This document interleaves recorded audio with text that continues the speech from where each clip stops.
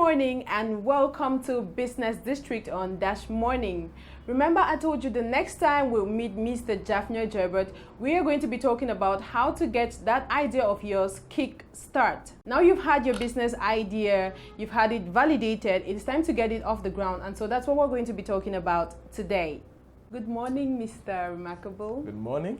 How did you wake up? Very, very well. How did you sleep? We always sleep well. We thank God for that. So today we have to talk about how to kickstart that business idea after it has been validated, of course. So what does it take? Number one thing is to conquer your fear of failure. Yes. Okay. Many people have very good ideas in their mind, but they are afraid to take that first step. Okay. So there is no way you're going to really start when you have not conquered your fear of failure. Okay. Because people are always afraid, what if people don't buy my product? What if I don't succeed? What if, and I don't end up doing that? It stops them from But starting there is at all. yes, and there's something that amplifies that fear when you have limited information about the idea. And that is why when you do your idea validation very well, it minimizes your fear of failure, because you must have seen the things that may or may not happen in your business, and you can sort them out. You can have a plan to manage the risks and get the business going. Okay, please let me shift you a little. I read from somewhere that everybody has the entrepreneurial spirit in them, but what they lack is the guts to start. How true is that? Very true, because the difference between many people who have not started and those who have started is the boldness to start, it's the courage to get out there and start, it's a willingness to fail. Okay. I was writing something today. I was talking about until you're willing to publicly be embarrassed, don't start a business. Okay. You should enjoy being publicly embarrassed. Then you're ready for a business. If you're still afraid of embarrassment, you're still afraid of what people are going to say, then business is not for you. Okay, that's like having people shun your idea. Absolutely, because they're going to shun it. Customers are going to laugh at you. They're going to ignore you. They're going to say it's not nice, it's not the best in the market. But you have to keep on going. Okay. Yes. And the second thing after that is think about your business name. People always get to minimize this when they're starting their business, but one of the most important things to really think about critically is the business name. Okay. What is the name you're going to give your business? Just have a good name. A name that fits. A name that fits the business, a name that fits the industry, a name that fits the sector, a name that fits government regulations, a name that customers are going to understand and connect to it and connect to your product. Same for your product's name. You cannot just give any kind of product as far as the business is concerned. The next thing that you have to do, which is very important, is you need to create a startup cost, or you can call a startup budget. What's the difference between that and a business plan? No, a startup cost is part of a business plan. Okay. Yes, a startup cost is where you sit down and you write down everything you need to start the business. Okay. Imagine you want to start a restaurant. You need to write down everything you need. Write space, write the price, write pot, write dishes, write gas, write everything that you need. Then you are going to decide whether you are willing to start that business, you are ready to start a business or not. Never skip this, because many people always skip this stage and they just start. And then when they start, they go end halfway. They are not able to complete their startup phase because money is finished. Okay. But before you start implementing anything, have a startup cost list. These are all the things I need. Go to the market, find out the various things, how much they cost. Have a total. That total is your startup cost. Even if somebody asks you, how much do you need to make this idea work? You're not going to blab. You're going to tell them, I need $1 million francs. I need this amount to start, and I have this particular amount. Okay. And after the startup cost, find the money to fund the business. And there are many ways to do that. You can go into your immediate savings. If you have savings to fund the business, to fund the startup, you need to look at, okay, this is the startup cost, this is my savings, can it finance it? If yes, you can go ahead. The next way you can do that is do what's called bootstrapping. These are people who have other sources of income that they can use to finance the startup. It could be your salary, it could be a worker. You're a worker, you can say, okay, you know what, every month, 30% of my salary will go to finance this particular startup. It's called bootstrapping. It can be getting your family and friends becoming your first investors. It can Great. trust you and give you money to start the business. It can be you going to your bank where you do your savings. You can talk with the loans person. If they have a good business financing policy, it can favor you can get a loan and start. Okay. If the idea is very innovative, you can even, if you know how to look for money, you can position yourself where what they call angel investors, venture capitalists can find you and invest in your particular idea. But the ability to look for money is one of the most important skills in starting up a business, because without money, you're not going to finance the whole stuff. And after that, learn how to start small. Okay. Find a piece. In every business, there is a big piece. There's a 360-degree piece. And you cannot start all of that at once. Find a small piece to start. Let's say, for example, you want to start a TV show.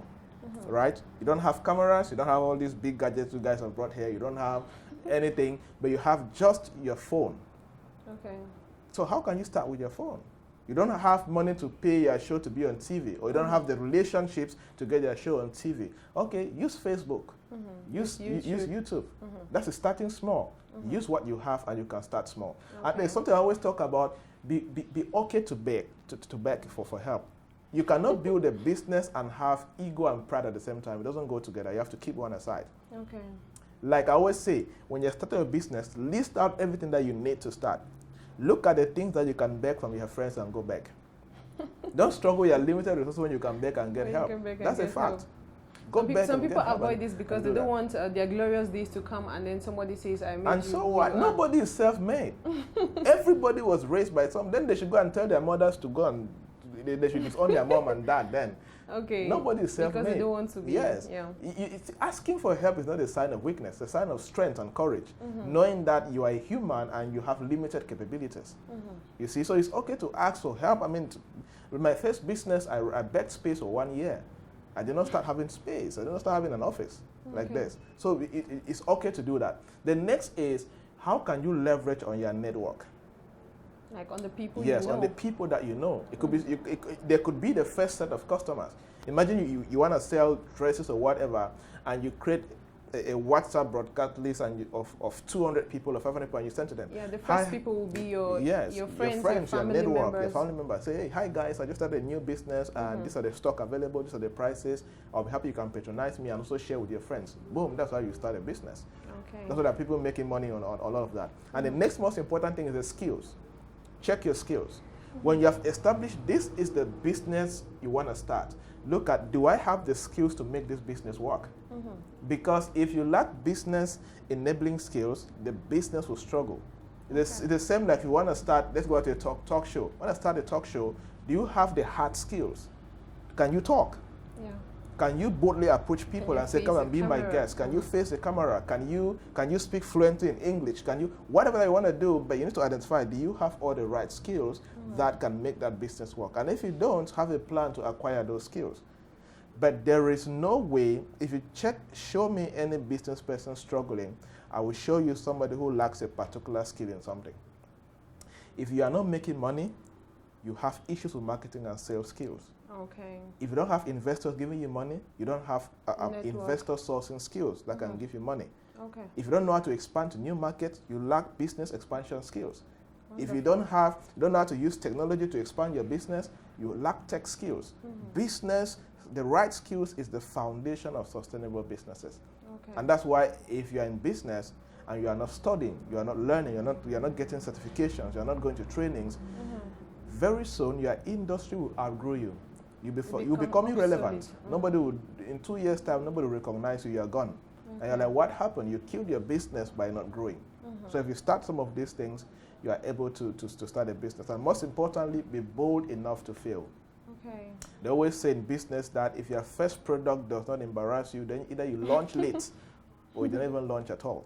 Okay. Because nobody starts perfect. Nobody starts perfect. For sure. If you look at the various phones that is going to releasing, phone number 12, number 13, number this, look at the first version they had. It was terrible. They were terrible. Look at where they are today. It's different. So I was writing the other day about perfectionists. Perfectionism is bad for entrepreneurship. Perfectionists are never good business people. Because before you want everything to be perfect, the market has outgrown you already. So when you're able to have the green light, just a small light, just go. Just push. So somebody said that entrepreneurship is like jumping out of a plane and then building a parachute in the air. You don't wait to have a parachute, just set out. That's so risky. Yes, because you never know that they're going to buy your product. You never know whether they're going to like you. You never know whether they're going to hate you. Anything can happen in entrepreneurship. Okay. It's like life on the streets. It's like life in Nakwa on the streets. So it's a do or die. And if you do that, I think you will start well. Okay, I just want to ask a quick follow-up question.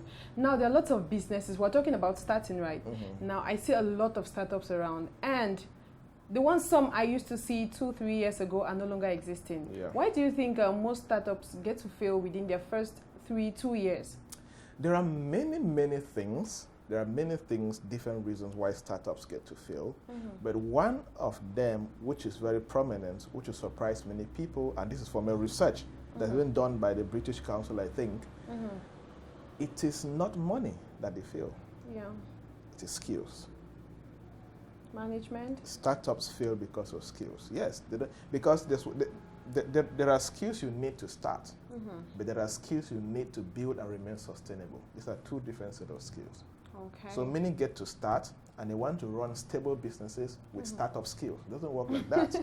Okay. It's like starting life in my village and then going to New York and trying to live life the same way as if you are from my village. Okay. It doesn't work like that. You have just transferred a villager into a civilized town who will never change, per se. So people need to make sure that they have the right skills to run sustainable businesses. And then after that, they need to, just the boldness too.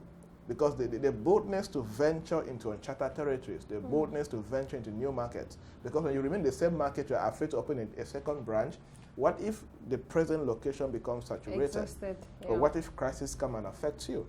And you no longer have money to expand the way that you expected. But skills is the biggest reason why startups don't grow. And secondly, limited capital to actually add up the capital that they can establish big businesses. You can have startup capital, but the capital to grow big can be an issue, and they don't know how to raise that capital that can enable them to be the next big thing. Okay. All right, thank you so much, Mr. Remarkable. That was wonderful. So, hey there, are you planning to start that business? Are you that employee who is planning to have a startup? Hope you've got the lessons on how to kickstart that idea of yours. And of course, keep watching Dash Morning. We're going to be meeting Mr. Remarkable another time for another exciting and educative topic on their business.